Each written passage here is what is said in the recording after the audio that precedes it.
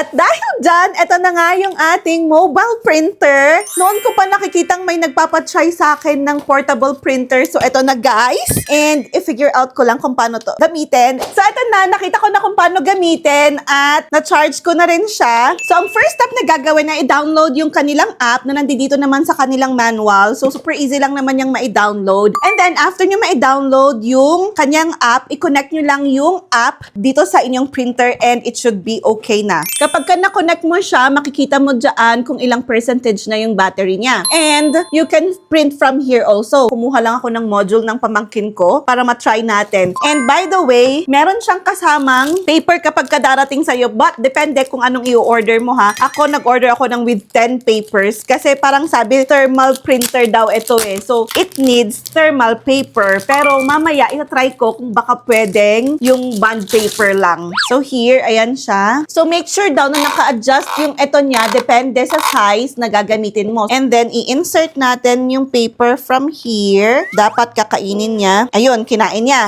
Then, i-print na natin ito.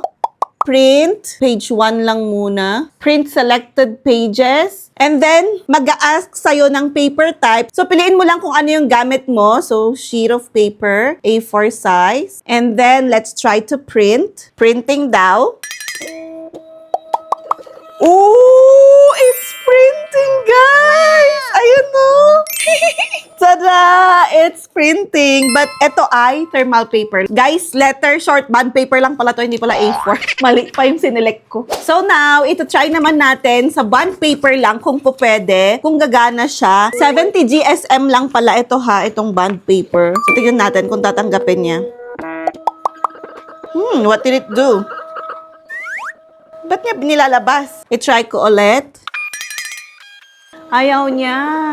I think ayaw niya talaga ng plain paper. Yun lang. Ito ay for thermal lang siya. Inkless na kasi to eh. Ayaw niya guys. So, hindi talaga. Kasi dapat ipupwesto niya lang yung paper. So, hindi ko na siya pipilitin kasi baka masira lang siya. Hindi naman budol yung nasa video guys. Ayan no, nakaprint naman talaga siya. Ang disadvantage lang niya ay hindi siya tumatanggap ng mga ibang paper kasi nga, thermal lang na mga papers ang tinatanggap niya. Pati thermal sticker pwede ata eh kasi nasa app nila na pwede kang mamili ng thermal na sticker. And ang advantages naman nitong printer na to is very portable siya at inkless din, diba? Hindi mo na kailangang bumili ng mga ink. So, ayun lang. If you want this, guys, kung gusto nyo i-try, ilalagay ko na lang dyan sa baba kung saan makakabili. Bye!